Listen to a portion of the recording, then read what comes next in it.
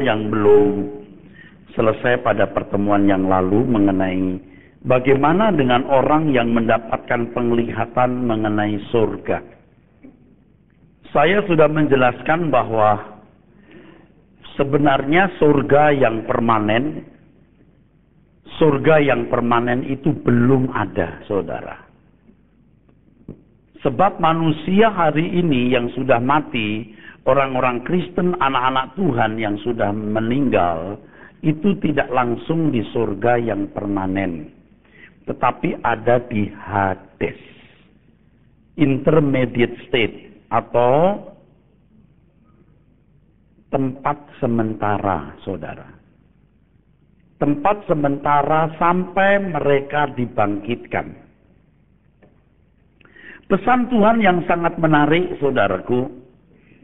Sebelum Tuhan Yesus masuk ke dalam penderitaannya, ketika Tuhan bersama-sama dengan murid-muridnya, Tuhan berkata, "Aku tidak akan minum anggur ini sampai di kerajaan Bapakku." Pesan itu jelas, saudaraku. Dari beberapa makna yang terdapat di dalam pernyataan Tuhan tersebut, Tuhan mengatakan bahwa surga nanti adalah kehidupan seperti kehidupan di bumi ini, di mana orang makan dan minum. Jadi kalau Alkitab mengatakan kerajaan Allah bukan soal makan dan minum, tapi soal kebenaran, sukacita, dan sejahtera oleh Roh Kudus, maksudnya kalau kamu hidup di dunia hari ini, jangan fokus pada makan minum, jangan fokus kepada sukacita oleh kesenangan-kesenangan dunia dan hiburannya. Itu maksudnya. Itu bukan berarti di surga nanti tidak ada makan dan minum. Kalau Alkitab mengatakan darah dan daging tidak mendapat bagian dalam kerajaan surga, itu maksudnya darah daging tubuh kita yang memuat sinful nature, yang memuat kodrat dosa. Ya, jadi jangan berpikir bahwa di surga tidak berdaging. Yang tidak berdaging itu hantu, saudara. Oke? Itu hantu. Manusia berdaging. Karena berdaging maka akan makan dan minum. Nah, dengan demikian surga yang permanen itu belum ada. Kita belum bicara soal surga secara khusus, saudara. Ya, kita masih bicara soal misteri di balik kehidupan dunia orang mati. Kita sudah bicara soal Seol, Hades, Gehenna, Limnetopuros, lautan api. Ya, dan ini pelajaran yang mahal. Ya. Bukan berdasarkan pengalaman pribadi, pengalaman individu yang subjektif, yang kebenarannya tidak bisa dibuktikan, saudaraku. Tetapi ini adalah, saudaraku sekalian, kebenaran yang berdasarkan Alkitab. Dan eksplorasi atau penggalian yang kita lakukan itu penggalian yang jujur. Berdasarkan teks asli, ya, Alkitab dalam hal ini bahasa Yunani. Dan juga kita masih mengambil teks Alkitab Perjanjian Lama bahasa Ibrani, dan di pertemuan-pertemuan awal kita juga menggali latar belakang kitab Wahyu, ditinjau secara literalnya, ya, maksud orisinil kitab itu ditulis dan lain sebagainya. Ini pelajaran yang mahal, dan pelajaran seperti ini biasanya, saudaraku, pada umumnya atau mestinya disampaikan di sekolah tinggi teologi. Ya. Dan saya cukup berani mengambil resiko untuk bisa menyampaikannya kepada saudara, walaupun ada hal-hal yang saya hilangkan supaya Anda tidak terlalu menjadi bingung. Ya. Tetapi nanti di dalam buku saya akan membaca lebih terperinci. Nah, kembali kepada soal surga, kita belum membahas secara detail. Tetapi yang ini penting saya sampaikan bahwa surga yang permanen, surga yang sesungguhnya untuk manusia itu belum ada. Belum ada.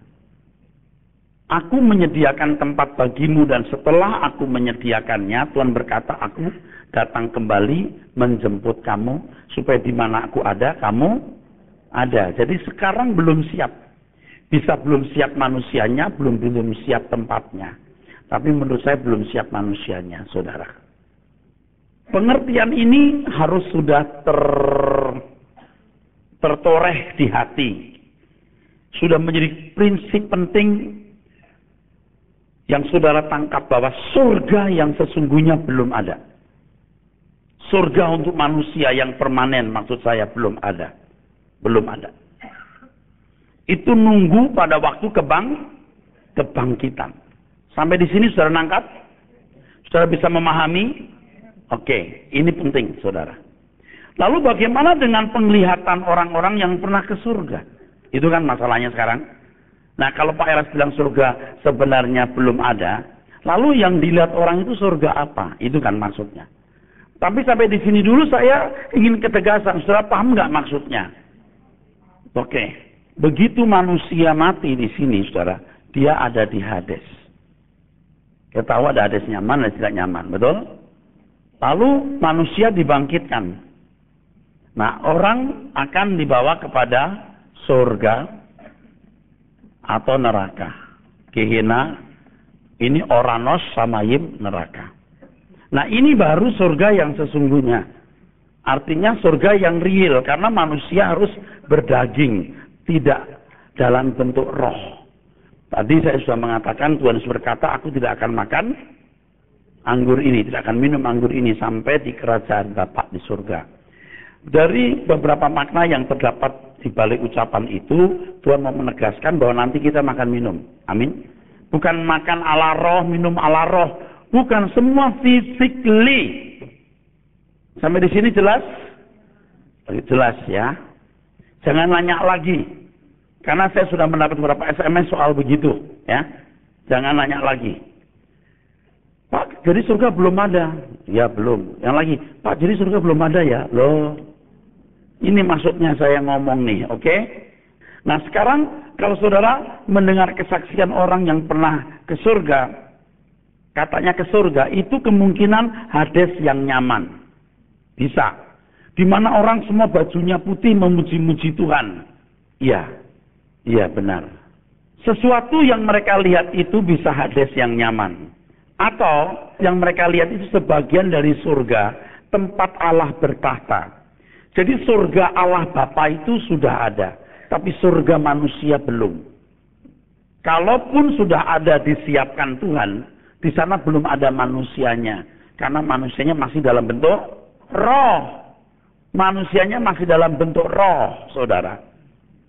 Nah, saya ulangi lagi, saya tegaskan lagi, bahwa surga itu alam fisik, sangat besar kemungkinan, tapi kalau saya sudah pasti, salah satu planet di jagat raya ini. Salah satu planet di jagat raya ini. Maaf ya, saya ulang-ulangi sampai sudah ngelotok. Seandainya manusia tidak jatuh dalam dosa, manusia tidak butuh surga lain. Bumi ini menjadi surga. Jelas nggak saudara? Jadi kalau tubuh manusia dibangkitkan perlu tempat domisili. Dan Allah akan menyediakan tempat itu. Seperti Tuhan Yesus yang adalah firman bersama dengan Allah Bapa mempersiapkan tempat untuk manusia. Tuhan Yesus yang adalah sang firman yang menang dari maut mempersiapkan tempat buat kita. Dan Tuhan janji kalau tempat itu sudah siap dijemput kita. Amin. Dan ternyata Tuhan menjemput kita pun menunggu manusia. Sampai korpus delikti jumlahnya genap atau cukup. Amin. Itu semua logik make sense semua. Ya. Jadi mungkin yang dilihat oleh manusia yang ke surga itu sebagian tahta Allah. Seandainya ada manusia yang diizinkan lihat surga yang permanen, itu surga yang pasti masih mentah. Saya tidak terlalu yakin sudah dibangun rumah-rumah mewah, lalu manusia tidak perlu kerja. Saya tidak terlalu yakin. Tidak terlalu yakin, walaupun ada sedikit pertimbangan. Barangkali Tuhan sudah menyediakan rumah-rumah atau tempat-tempat tertentu di mana ketika tubuh dibangkitkan langsung jebret ada. Tetapi pasti dalam bentuk yang harus dikembangkan. Bentuk yang mesti harus bertumbuh. Bukan suatu yang permanen. Nangkep saudara? Nangkep bersama saya? Nah. Dan yang mendapat penglihatan itu mungkin sebagian dari tempat itu seandainya dia melihat. Pasti belum ada manusianya. Belum. Dan belum ada yang bangkit. Saya cuma khawatir saudara, ketika orang mengaku diangkat ke surga, itu bisa halusinasi, semacam fantasi atau mimpi. Ini banyak pendeta-pendeta psikopat yang nekat saudara. Dia punya fantasi, dia akui sebagai realitas. Dia pikir tidak akan dibongkar suatu hari nanti. Semua juga akan dibongkar. Kita harus takut kalau melihat kenyataan ini, bahwa tidak ada rahasia yang tersembunyi. Lebih baik dia bertobat, Tuhan hapuskan, dan mungkin dianggap tidak pernah ada. Tuhan ampuni, Tuhan lupakan. Ya, saudara, lebih baik hati-hati gitu, saudara, ya. Hati-hati ya. Kalau pendoa-pendoa syafaat di sini jangan gampang berkata, oh Tuhan berbicara kepada saya. Ya, saya yakin Tuhan berbicara kepada kita tiap hari, saudara. Setiap hari, bahkan bisa setiap saat. Tapi jangan bukan suara Tuhan, Anda akui suara Tuhan. Oke, nah saya khawatir yang dilihat itu mimpi atau mungkin penglihatan itu dalam halusinasi atau fantasi atau oke lah itu penglihatan, tetapi maksudnya bukanlah real surga tempat manusia akan diam nanti. Atau mungkin Tuhan memberikan sedikit gambaran mengenai keindahan surga nanti seperti nubuatan, nanti bakal begini, bisa saja. Tetapi rata-rata yang orang saksikan dari apa yang saya dengar dan saya baca, itu bukan surga yang permanen. Rata-rata tempatnya sudah bagus, sudah permanen gitu. Dan rasanya bukan surga itu. Karena surga yang orisinil, yang permanen nanti itu surga di mana orang menjalankan roda kehidupan. Melakukan segala tugas tanggung jawab hidup. Bukan nyanyi-nyanyi, pakai baju yang sama, masuk asrama, tidur, bangun lagi, lalu masuk hall untuk memuji Tuhan. Kayak orang retreat gitu loh. Dan kita jujur kalau kita mendengar kesaksian orang yang pernah diangkat ke surga itu, mereka melihatnya berbeda-beda, saudara. Berbeda-beda. Nah kalau misalnya saudara ya pernah pergi ke Danau Toba, 10 orang itu hampir semua sama atau bisa sama persis. Perbedaan sedikit paling ya ada. Tapi rata-rata sama persis. Nah kalau 10 orang semua beda, kira-kira yang benar apa coba? Jadi saudara lihat deh, saudara dengar deh kesaksian orang ke surga. Rata-rata beda. Rata-rata beda. Nah coba kalau misalnya ada orang bersaksi, saya ketemu Tuhan. Tuhan berbicara begini. Anda tanya deh, Tuhan wajahnya gimana kira-kira? Lalu di mana? Situasinya gimana? Udaranya gimana? Atmosfernya gimana? Coba suruh jelasin. Coba sedetail mungkin. Kalau orang mengalami benar, dia akan ingat. Rasanya suasananya begini. Keadaan begini. Saya melihat di belakang Tuhan ada 2 malaikat. Jelas bukan?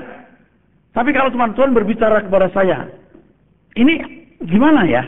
Bicaranya itu lewat nurani, atau kau dengar lewat telinga, atau gimana? Semua subjektif. Tidak jelas. Ini yang membingungkan, saudaraku.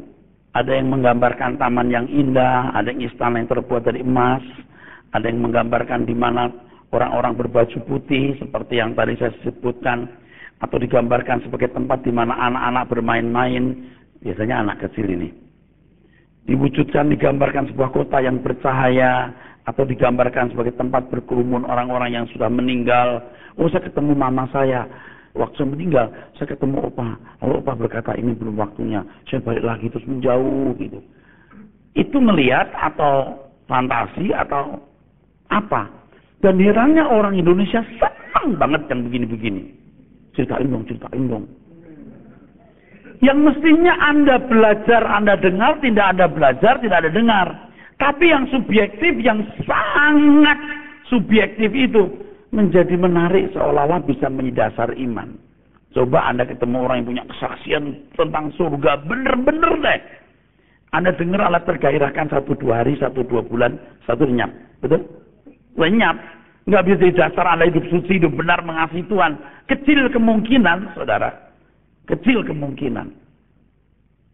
Yang jadi dasar iman saudara, membuat saudara mengasihi Tuhan dan bertumbuh dalam Tuhan, itu bukan kesaksian-kesaksian begitu, tapi kebenaran Alkitab. Oke, harus cerdas, saudara. Amin. Harus cerdas, ya. Harus cerdas. Hamba Tuhan manapun pernyataannya harus diverifikasi dengan Kitab, kalau Alkitab tidak bisa menjadi tolak ukur kebenaran, ya semua orang boleh ngomong suka-suka loh. Saya melihat Tuhan, saudara. Bajunya belang-belang kayak zebra lah. Oh enggak, merah muda. Pink, Tuhan penuh kasih. Pink. Jadi kan yang enggak aja, saudara sekalian. Tuhan itu pink, karena Tuhan itu Spirit Valentine. Dok. Nah, masing-masing boleh ngomong suka-suka kan. Tapi Alkitab ukurannya. Nah, kita lebih baik sekarang lihat Alkitab saja. Betul? Hal-hal yang subjektif kita bukan tidak kita hargai, kita kesampingkan dulu. Ya, oke. Nah, kalau ada orang melihat surga, penglihatan tersebut bisa memuat suatu pesan dari Tuhan. Jadi surga yang dilihat tentu bertalian dan sesuai dengan pesan Tuhan tersebut. Pesan itu bisa untuk dirinya sendiri atau untuk orang lain. Kalau pesan itu untuk dirinya sendiri, maka ia tidak perlu atau tidak harus menyaksikannya kepada orang lain. Tetapi kalau pesan itu untuk orang lain, tentu harus disaksikan kepada orang lain. Dalam hal ini yang penting bukan gambaran tentang surga yang disaksikan, tapi pesan yang harus disampaikan. Pesannya apa? Jadi penglihatan mengenai surga pasti memuat pesan. Kalau itu untuk dirinya, sudah diamlah untuk kamu sendiri. Kalau untuk dirimu tapi juga jadi berkat orang lain, oke, lakukan itu. Sampaikan. Kalau itu untuk orang lain, sampaikan dengan tegas. Jangan Sukhoi Superjet 100 sudah jatuh, baru sebenarnya itu kampungan, saudaraku. Nggak intelek gitu. Cara-cara begitu, cara-cara orang beragama yang lebih rendah dari orang-orang non-Kristen. Orang non-Kristen aja tidak segoblok itu. Tahu nggak itu Jayabaya? Ronggo Warsito dari Solo. Nubuat yang akan datang, dia tulis jelas. Itu jelas ditulis sebelum peristiwa terjadi. Alkitab lebih tegas, lebih jelas dari itu. Orang Kristen sekarang, ini kan bukan satu kali kejadian. Itu peristiwa pada waktu tsunami di Aceh. Juga ada suara sebenarnya. Ibu itu dulu pada penglihatan. Nggak usah ngomong itu. Udah lewat. Kalau mau ngomong kemarin dulu. Yuk kita berpikir cerdas dan dewasa dan elegan dan intelek. Dan cerdas dan jujur. Dan tidak cari hormat dan tidak cari kebesaran nama. Amin. Saudara jemaat jangan merasa lebih kecil dari pendeta. Di depan Tuhan itu pendeta jemaat sama saja. Tuhan mau lihat manusia batiniah kita benar. Dan saya kasih tahu, jangan gampang percaya orang yang ngaku hamba Tuhan. Siapapun dia, saudaraku. Bahkan Anda pun juga boleh menguji saya. Tapi kalau saudara berurusan dengan saya, biasanya berurusan dengan teks Alkitab. Ya kita duduk, kita bedah Alkitab. Jangan bedah diri saya. Saya nggak ada urusan, orang saya nggak punya nubuat apa-apa. Paham maksudnya? Nah kalau pendeta yang sering, saya mendengar suara Tuhan, saya diajar Tuhan, saya dapat visi Tuhan, kan banyak pendeta begitu. Urusanlah dengan dirinya. Dia nggak mengajarkan kebenaran, dia mengajarkan pengalaman dia. Perkarakan itu. Kalau mau, tapi ngapain kita buang waktu dengan orang-orang sakit. Tuhan itu nggak begitu. Anda baca Alkitab. Rasul-rasul itu nggak begitu, saudara. Amin? Nggak begitu. Nggak ada tuh Alkitab mengatakan, sebenarnya sebelum ada ini, saya sudah bernubuat sebenarnya. Yang itu ngomong itu juga orang-orang nggak dewasa sering ngomong begitu. Begitu jebret, mogok. Saya bilang apa waktu? Sebenarnya saya sudah kepikir. Alah, itu mah udah biasa, begitu. Saya sudah mikir sebenarnya loh, ini bisa mogok. Ngomong dari tadi bukan sekarang setelah mogok, tahu? Ini kampungan, nggak intelek. Ya udah ada mogok, ya udah diam aja. Sebenarnya saya pikir ini kayaknya mobilnya nggak sehat. Ya sudah. Orang yang intelek saja, orang yang cerdas dewasa, diam. Dia tahu mestinya kayaknya tadi saya pikir nggak sehat. Jangan ngomong setelah itu jalan. Anda melukai, paham nggak? Ya kalau tahu bilang dong, kita sekarang udah di tengah jalan antara Pontianak dan Singkawang. Nah sekarang orang Kristen untuk masalah besar seperti Sukhoi dengan hampir 50 ya orang yang meninggal. Lalu ngomong begitu, itu keluarga yang Kristen ya. Kalau ada yang Kristen, saya nggak tahu berapa jumlah orang Kristen. Dia bisa bilang, kenapa Bapak nggak kasih tahu kita? Kalau tahu begitu, saya mendingan naik sepeda. Bukan suka-sukaku. Tuh, ya. Pesan itu disampaikan. Kalau you lihat surga, pesannya apa? Heaven is so real. Untuk tahu heaven is so real, bukan dari mulutmu, dari Alkitab. Kayak kamu sejajar dengan Alkitab. Kayak Tuhan perlu suara manusia lagi untuk meneguhkan Alkitab. Emangnya siapa kamu? Paham, saudara? Pertanyaannya, pesannya apa? Oh, percaya surga itu ada. Jangan kurang ajar sama Tuhan. Seolah-olah mulut Tuhan perlu menjadi berharga lewat mulut orang lain. Ngerti enggak? Kalau manusia punya perkataan, perlu ditegakkan manusia lain, masih dimaklumi. Kalau mulut Tuhan, jangan coba-coba harus dilengkapi dengan mulut orang lain. Itu kan di kebaktian-kebaktian dulu ya. Ini terjadi. Benar-benar terjadi. Lagi menyembah orang. Stop. Dengarkan suara Tuhan, hai anak-anakku. Semua diem. Biasanya ibu-ibu yang sakit gitu. Yang ekonominya berantakan, rumah tangganya berantakan, nggak jelas masa depannya, pendidikan juga nggak tinggi. Biasanya aneh-aneh itu. Jadi nggak pakai nalar. Diam! Mau kita diam. Hai anak-anakku, sesungguhnya aku bersama dengan kamu. Berangis. Nggak usah ngomong gitu, Arif usah ngomong goblok. Ketahuilah aku akan menyertai kamu sampai ke akhir zaman. Buset. Gua buka Matius 28 sudah ada ayatnya itu. Ngerti gak? Saya nggak mau. Dulu saya nggak enak hati, sekarang saya nggak mau. Hai anak-anakku, diam. Saya gituin. Bacotmu itu. Ini pertemuan yang terhormat, nggak boleh. Yang berak ngomong di depan mimbar ini bukan kamu. Begitu. Masa Tuhan kampungan.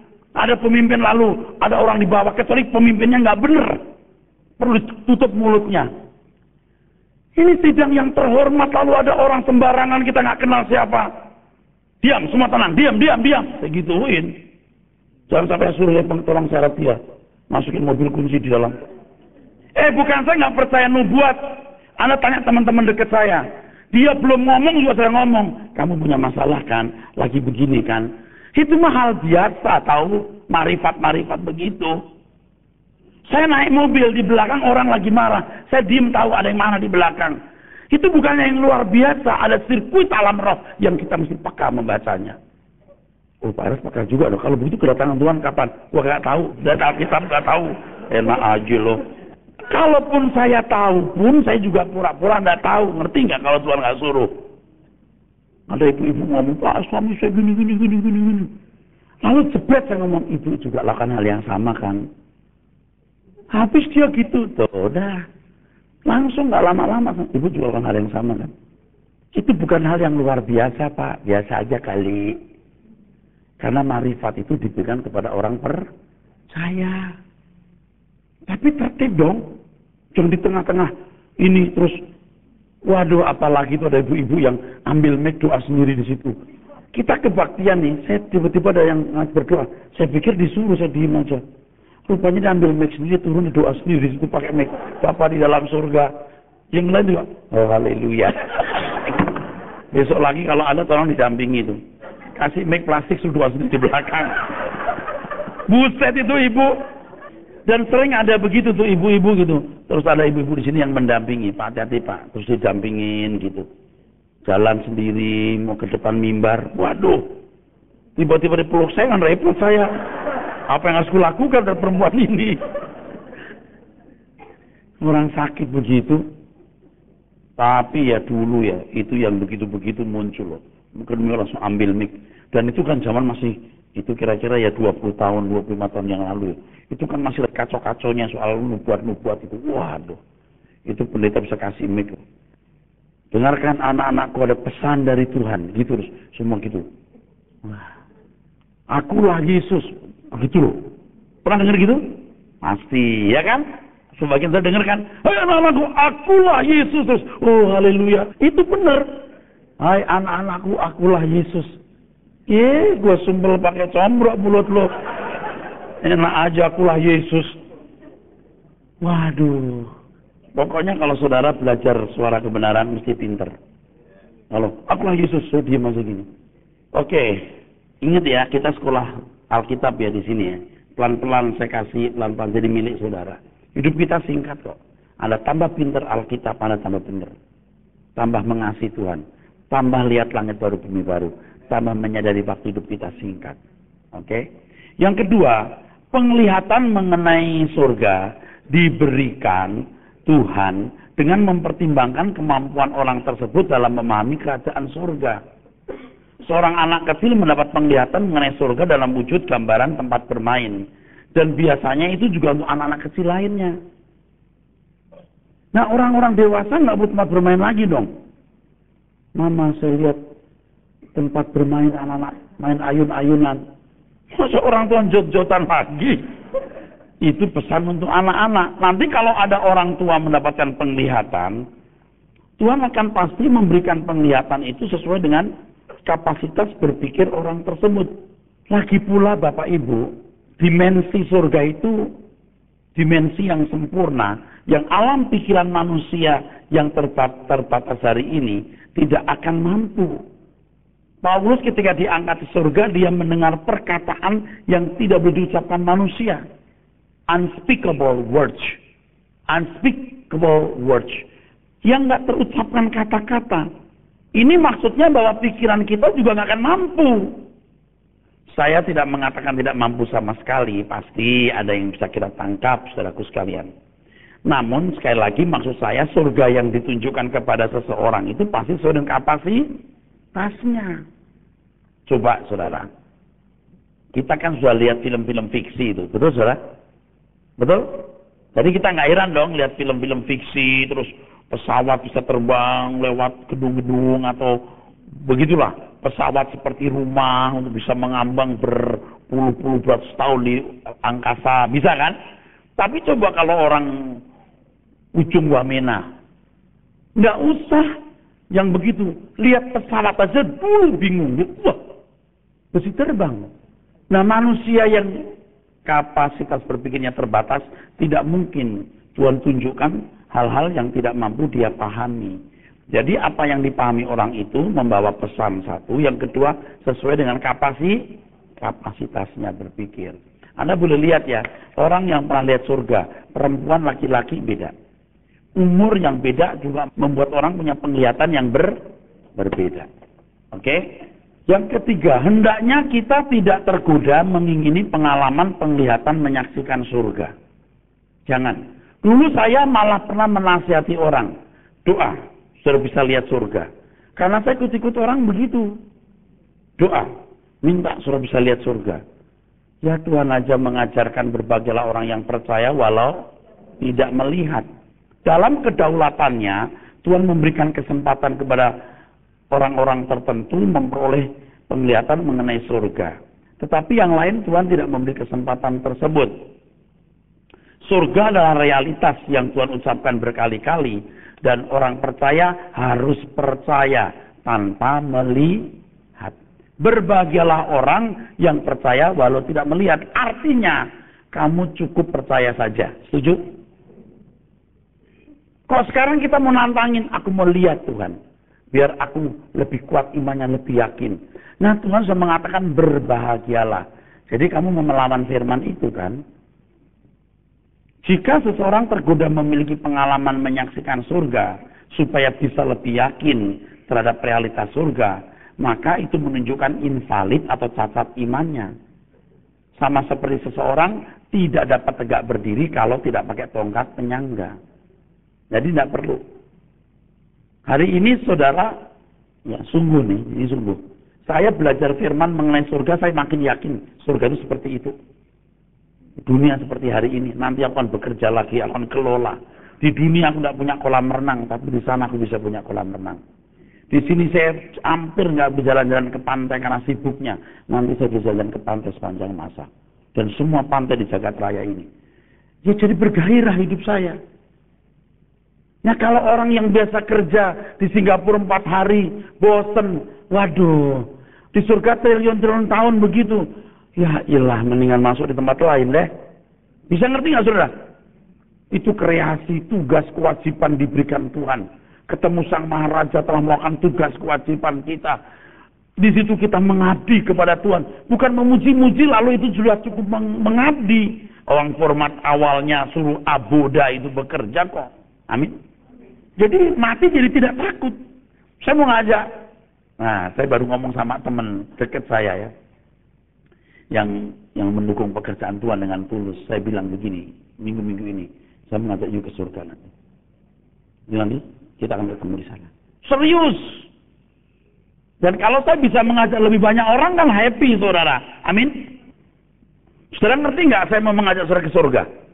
Dengan pengertian ini, kan makin hari you makin tua. Makin nggak bisa menikmati hidup. Mau cari apa? Udah di sini juga sengsara, ditipu orang, ditindas orang. Loh, betul nggak Pak? Yang indah paling apa? Ya Pak, nggak ada indahnya.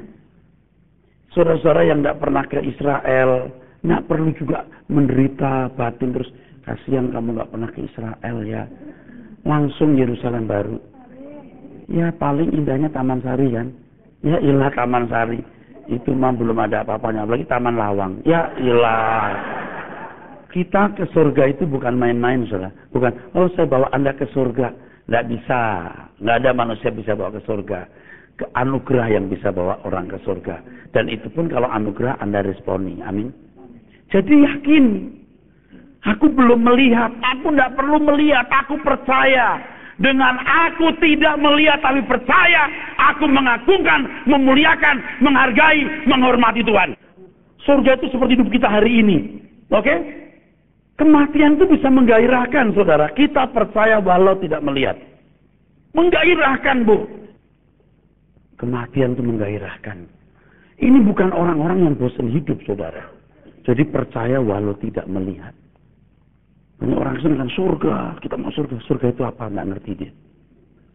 Karena nggak ngerti sebenarnya takut mati. Karena nggak jelas surga itu apa. Tapi di sini kita diajar surga itu apa. So clear, jelas. Yang keempat, hendaknya kita tidak mudah percaya terhadap pengakuan orang yang katanya pernah ke surga. Coba persoalkan apakah yang ke surga tubuhnya atau rohnya. Coba persoalkan. Tentu pengalaman tersebut sangat subjektif. Dengan pernyataan ini bukan berarti saya tidak percaya adanya pengalaman seseorang bisa pergi ke surga. Saya yakin ada pengalaman yang benar. Maksudnya jangan mudah percaya. Dan kalau saya mengatakan ini jangan selalu punya pikiran nakal. Tuh Pak Era sedang nyinggung Bapak itu tuh. Nah, banyak orang aku ke surga bukan 1-2 saudara. Di daerah-daerah kalau saya memberitakan firman, ada juga yang bilang, Pak, pengalaman Bapak itu pernah ke surga. Oh, saya nggak mau dengar. Saya nggak usah dengar karena saya sudah tahu. Emang Pak Ras pernah ke sana? Belum. Kok tahu? Tuhanku yang mulia yang ngajarin. Mulutnya saya hormati. Firman Tuhan jelas mengajarkan surga itu apa. Saya nggak boleh ajar. Kecuali ada pesan lewat hal itu. Dan itu pun kalau pesan itu benar. Saudara masih bersama saya? Orang-orang sekitar saya tahu pada waktu saya dioperasi, saya punya pengalaman alam roh, betul? Nggak usah ceritakan lagi. Anda jangan pikir saya nggak pernah ketemu Yesus. Tapi kan saya nggak bisa bilang itu mimpi, penglihatan, atau gimana. Dan itu tidak jadi dasar iman saya. Saya sendiri tidak merasa punya dasar iman itu. Cuman lewat peristiwa itu Tuhan mengajar. Melayani Tuhan bukan begini, tapi begitu. Saya berubah, saudara. Jadi intinya bukan ketemu Tuhan atau apa, enggak. Intinya saya disadarkan dari kesalahan itu. Jadi kesaksiannya itu yang penting saya berubah, saya mengerti kebenaran Alkitab, isi cara pelayanan saya berubah, that's it, no more. Amin. Itu maksudnya. Jadi jangan mudah, perlu dipertimbangkan jika mendengar kesaksian mengenai penglihatan atau penampakan ke surga. Apa sih yang kita peroleh melaluinya?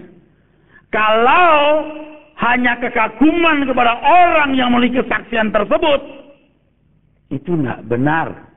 Atau kalau sudah menangkap bahwa pengalaman spektakuler itu dijadikan senjata untuk berkompetisi dengan orang lain, pendeta lain, udah jelas itu tidak benar.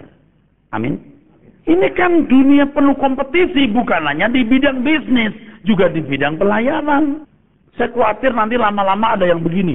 Saudara, ke gereja kita lebih enak. Kalau di sana perpuluhan kita boleh 8% di sini. Coba gila lagi yang begitu. Berkompetisi. Kalau di gereja sana 10%, bro, di tempat ini boleh 8%, bro. Kalau mau ditawar lagi boleh 7,5 deh. Kalau di Rehoboth tidak ada perpuluhan. Yang ada apa? Segenap hidup. Berat dong, emang. Segenap hidupmu. Kau kasih perpuluhan hatimu, bengkok, haram duitmu. Kok lain, Pak? Bukan lain, Alkitab ngajarin begitu. Maleakhi 3, 10, 11. Tuhan lagi marah. Kok dipakai ayatnya buat cari duit? Nah, nanti mesti saya ikut lagi soal perpuluhan.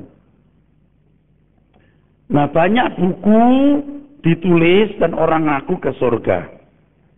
Berisi kesaksian pernah ke surga. Tentu dari sekian banyak kesaksian, terdapat kesaksian yang benar. Setuju, saudara? Dari banyak kesaksian orang ke surga, tentu ada yang benar. Tapi bukan tidak mungkin pula, di antaranya terdapat pula dusta. Dan Alkitab pun menunjukkan adanya nabi-nabi palsu. Dan ciri nabi palsu, dia akan makin berani bicara atas nama Tuhan. Itu cirinya. Jadi kalau ada orang bicara atas nama Tuhan, makin banyak, makin berani, Anda berkata, itu makin bohong. Bagaimana kita dapat membedakan kesaksian mengenai penglihatan tersebut benar atau salah, kenyataan atau dusta? Nah, ada beberapa pertimbangan di sini. Siap? Pertimbangan pertama, kesaksian tersebut harus diukur dengan kebenaran firman Tuhan. Makanya kita belajar mengenai surga di sini. Walaupun sekarang masih pengantar, saudaraku. Bila penglihatan tersebut bertentangan dengan Alkitab, maka kita dapat mengatakan dengan tegas bahwa penglihatan tersebut dusta. Dan sebaliknya, bila penglihatan tersebut tidak bertentangan dengan Alkitab, maka kita dapat mengatakan dengan tegas bahwa penglihatan tersebut benar. Pak Iras pernah ngaku, katanya jadi wali kota nanti. Nah, itu kan saya cuman prediksi, saudara. Kalau misalnya mengambil contoh, ada grid-grid di dunia ini, saya sudah kerja keras begini, ya kalau boleh jadi wali kota. Betul nggak? Itu bukan wali kota di Yerusalem loh, saudara. Karena itu kerajaan Tuhan Yesus, itu ibu kata kerajaan yang saya tidak berani sentuh. Saya wali kota di planet mana gitu loh, saudara. Ngerti nggak? Saya tahu diri dong, masa saya mau jadi wali kota di Yerusalem baru. Itu pusat pemerintahan dan Tuhan Yesus jadi rajanya. Kalau saya berkata saya wali kota di Yerusalem baru, itu Lucifer. Yang jatuh itu memang suka nyodok-nyodok. Lu nggak tahu siapa diri lu. Yerusalem baru itu tempat Tuhan Yesus bertata sebagai raja. Saya nggak akan berani berkata, oh nanti wali kota di Yerusalem baru. Nggak berani. Kalaupun jadi wali kota, saya di ujung planet mana gitu. Dalam kecepatan 1000 tahun kecepatan cahaya, saudaraku sekalian. Jauh bener. Oh enggak, pada waktu teknologi sudah hebat. 100.000 tahun kecepatan cahaya, itu ditemu dalam waktu 5 menit, 3 menit, jebret, sampai. Dan Anda boleh main ke rumah saya. Saya akan jadi wali kota di Yerusalem. Yerusalem itu ibu kota kerajaan. Mungkin ada orang aku mau jadi wali kota di situ, boleh, terserah deh. Tapi saya tahu diri, rasanya masih ada orang lebih hebat dari saya. Petrus, Paulus masih hebat. Saya biar ada di planet jauh di sana. Tapi jaraknya 3 menit sampai, 2 menit sampai. Nggak ada artinya itu. Jangan 1 menit kayak di vacuum, sampai. Bisa ya. Ini serius, Pak. Yang saya ngomongin serius. Saya dan saudara akan punya tempat yang nyaman di dalam kerajaan Bapa di surga. Kreasi hidup itu diulang lagi sempurna. Oke? Jadi kalau ada kesaksian-kesaksian yang tidak berdasarkan Alkitab, Anda tegas berkata ini bohong. Ini orang bodoh ini ngomong begini. Karena nggak sesuai Alkitab. Kedua, kemungkinan besar sebuah kesaksian mengenai surga merupakan kesaksian dusta bila disampaikan atau disaksikan dengan sikap tinggi hati. Kesaksian yang disampaikan dengan kesombongan biasanya dikarang-karang sendiri atau ditambah-tambahi agar lebih dapat dijadikan sarana meninggikan diri. Dari kesaksian itu dia mengesankan aku lebih dari orang lain. I am the best. You not the best. You the worst. Oh, saya yakin ada orang-orang yang punya nilai dan kualitas tinggi dibanding orang lain.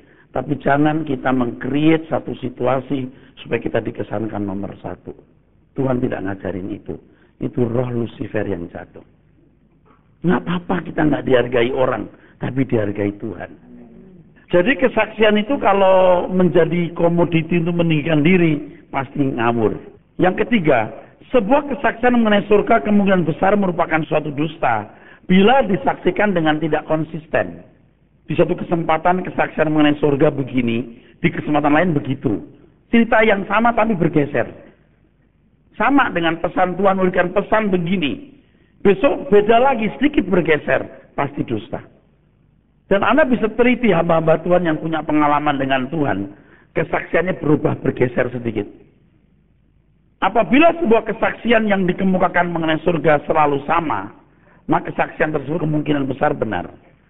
Sama persis loh. Tapi kalau apa yang disaksikan mengenai surga pada suatu hari tidak sama dengan yang dikemukakan hari yang lain, besar kemungkinan dusta. Bohong dia. Saya lihat surga sekarang ada ribuan orang yang pakai baju putih. Lain waktu, wah itu jutaan orang.